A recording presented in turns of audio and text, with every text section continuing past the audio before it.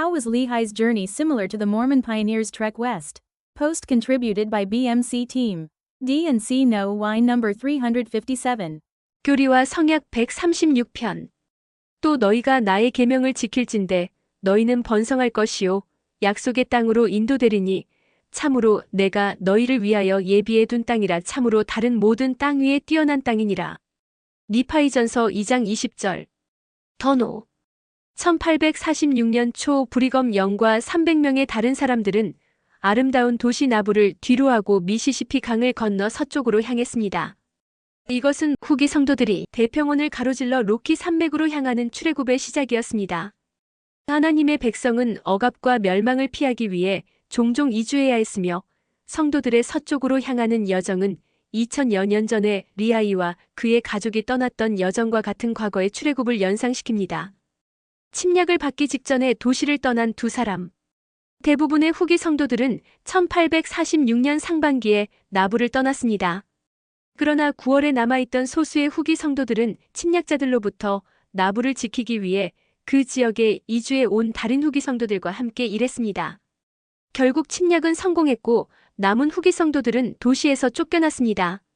성도들이 도시가 침략당하기 직전에 나부를 떠난 것과 마찬가지로 리아이와 그의 가족도 BC 586년 바빌로니아의 침략과 멸망 직전에 예루살렘을 떠났습니다. 목적지에 도착한 후 성전을 남겨두고 새 성전을 지었다. 더 먼 서쪽 땅으로 떠날 때 성도들은 전년도에 막 건축을 마친 나부 성전을 남겨두고 떠나야 했습니다. 이 성전은 곧 불에 타 없어졌습니다. 그러나 1847년 7월 28일 솔트레이크 계곡의 새로운 장소에 도착한 브리검 영은 그곳에 로키 산맥에 새 성전을 지을 것이라고 발표했습니다. 그들은 곧 새 터전에 많은 성전을 지을 것입니다. 마찬가지로 리아이와 그의 가족도 신대륙을 향해 출발할 때 예루살렘 성전을 남겨두고 떠났습니다. 이 성전도 마찬가지로 불에 탔습니다. 또한 후기 성도들처럼 니파이와 그의 백성들도 신대륙에 도착한 후 여러 성전을 지었습니다. 니파이후서 5장 16절. 둘 다 정해진 경로를 따라 여행하다가 도중에 방향을 바꿈. 후기 성도들은 오늘날 와이오밍주의 포트 브리저 근처에 도착할 때까지 대부분 유명한 오리건 트레일을 따라 여행했습니다. 그리고는 이 트레일을 벗어나 남서쪽으로 솔트레이크 밸리로 여행했습니다. 마찬가지로 리아이와 그의 가족은 예루살렘에서 남쪽으로 향하는 잘 정비된 향로를 따라 여행하는데 많은 시간을 보냈습니다. 그러나 일부 증거에 따르면 나움에서 그들은 이 길을 벗어나 바운티풀에 도착할 때까지 거의 동쪽으로 갔다고 합니다. 니파이전서 17장 1절. 두 사람 모두 여정 초기에 베이스 캠프를 세웠다. 처음에 브리검 영은 1846년 여름까지 나부에서 로키 산맥까지 갈 계획이었습니다. 그러나 비정상적인 강우로 도로가 진흙탕이 되어 아이오와 주경계 바로 넘어 네브라스카에 겨울 숙소를 마련해야 했습니다. 그들은 1846년에서 1847년 겨울 동안 이곳에 머물다가 봄에 그레이트 베이슨으로 떠났습니다. 리아이와 그의 가족도 마찬가지로 여정 도중에 레뮤엘 계곡에 니파이전서 2장 10절 베이스 캠프를 세웠습니다. 그들은 적어도 이 베이스 캠프에서 예루살렘으로 2번이나 돌아갈 수 있을 만큼 오랫동안 레뮤엘 골짜기에 머물렀던 것으로 보입니다. 두 그룹 모두 떠난 후 군사 행동에 참여하기 위해 일시적으로 헤어짐. 1846년 7월 1일 제임스 앨런 대위는 아이오와 주 카운슬 블러프스 근처의 모스키토 크릭에 있는 그들의 캠프에서 서쪽으로 가는 후기 성도들을 가로막았습니다. 그는 제임스 K. 폴크 대통령으로부터 멕시코 미국 전쟁의 후기 성도 500명의 자원자를 제공해달라는 메시지를 전달했습니다. 이 자원자들은 나머지 그룹과 분리되어 몰몬 대대가 되었습니다. 리아이의 아들들 역시 노쇠판을 얻기 위해 예루살렘으로 돌아갈 때 잠시 나머지 일행을 떠났습니다. 그곳에서 니파이는 예루살렘의 군사 지휘관이었던 라반을 죽였습니다. 따라서 비록 그들이 의도한 것은 아니었지만 예루살렘에 돌아와서 군사 행동에 참여하게 된 것입니다. 둘 다 습한 도시 지역에서 더 건조하고 인구 밀도가 낮은 지역으로 여행. 후기 성도들이 나부를 떠날 때 그들은 마을과 도시로 둘러싸인 습하고 푸른 지역을 떠나 훨씬 더 인구 밀도가 낮은 훨씬 더 건조한 평원과 산악 사막을 여행하고 있었습니다. 마찬가지로 리아이와 그의 가족도 비교적 인구가 많은 예루살렘과 그 주변 지역의 녹지를 떠나 거의 사람이 살지 않는 향로로 니파이전서 16장 35절 향했습니다. 둘 다 향로를 따라 날고기를 먹었습니다. 여행하는 동안 성도들은 버팔로와 다른 야생 사냥감을 사냥하여 식량 공급을 보충했습니다. 그들은 고기의 일부를 바로 먹기도 했지만 나머지 고기는 조각으로 잘라 햇볕에 말려 육포를 만들었습니다. 그들은 트레일을 따라 여행하면서 자주 먹었습니다. 마찬가지로 리아이의 가족이 광야에서 먹었던 생고기도 니파이전서 17장 2절 말려서 육포로 만들었을 가능성이 큽니다.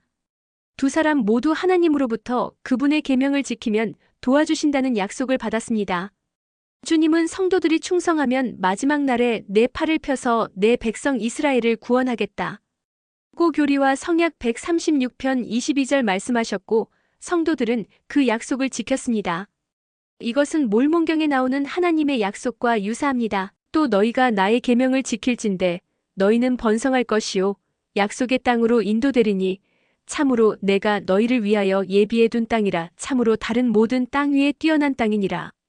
또한 내가 광야에서 너희의 빛이 되고 너희가 나의 계명을 지킬진대 내가 너희 앞서 길을 예비하리라.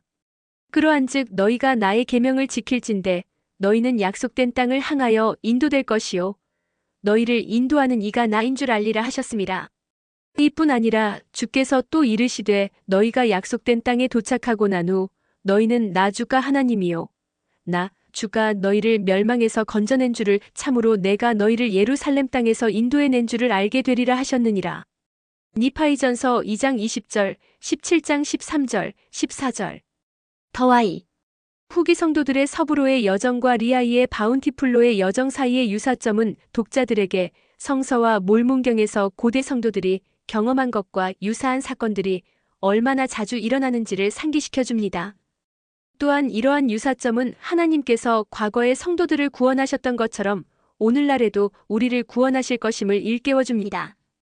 그러나 이러한 유사점은 몰몬경이 어떻게 기록되었는지에 대한 통찰력을 제공한다는 또 다른 의미도 있습니다. 테렌스 엘싱크가 말했듯이 이 여정은 이스라엘 백성의 이집트 출애굽과 성도들의 산간 지역으로의 여정을 어려움과 중요성, 기적적인 성격으로 비교합니다. 따라서 누군가 리아이의 아라비아 여정을 모델로 하여 평원을 가로지르는 후기 성도의 여정에 대한 역사를 쓰고자 한다면 어렵지 않게 쓸 수 있을 것입니다. 그들은 단순히 사건들 사이의 유사성을 강조하기만 하면 됩니다. 그렇다고 해서 두 기록이 모두 사실이 아닌 것은 아니며 단지 저자가 독자들에게 리아이의 사막 횡단을 상기시키기 위해 평원 횡단에서 특정 사건을 강조하고 있다는 의미일 뿐입니다. 보시다시피 이 비교에서 언급된 모든 세부 사항은 역사적으로 정확합니다. 단지 두 사건의 유사성을 보여주기 위해 강조된 것일 뿐입니다. 몰몬경의 기록자들은 이와 같은 방법을 사용한 경우가 많이 있는데 그 중에서도 이파이의 여정 이야기가 성서의 출애굽기와 유사하게 서술된 경우가 가장 대표적인 예입니다. 기록자들은 독자들이 구약성서나 몰몬경의 다른 부분에서 유사한 사건을 떠올리게 하는 방식으로 사건을 묘사합니다. 이러한 스토리텔링 방식은 독자들이 두 이야기 사이의 중요한 연관성을 알아차리는데 도움이 됩니다. 이것은 어느 쪽의 기록이 틀렸거나 역사적으로 유효하지 않다는 의미가 아니라 기록자가 독자들이 두 이야기를 연결하여 이야기에서 더 깊은 의미를 얻기를 원했다는 의미입니다. 이런 방식으로 몰몬경을 읽으면 독자들은 성스러운 역사로 감상하면서도 문학적 관점에서 몰몬경을 더 잘 이해할 수 있게 됩니다.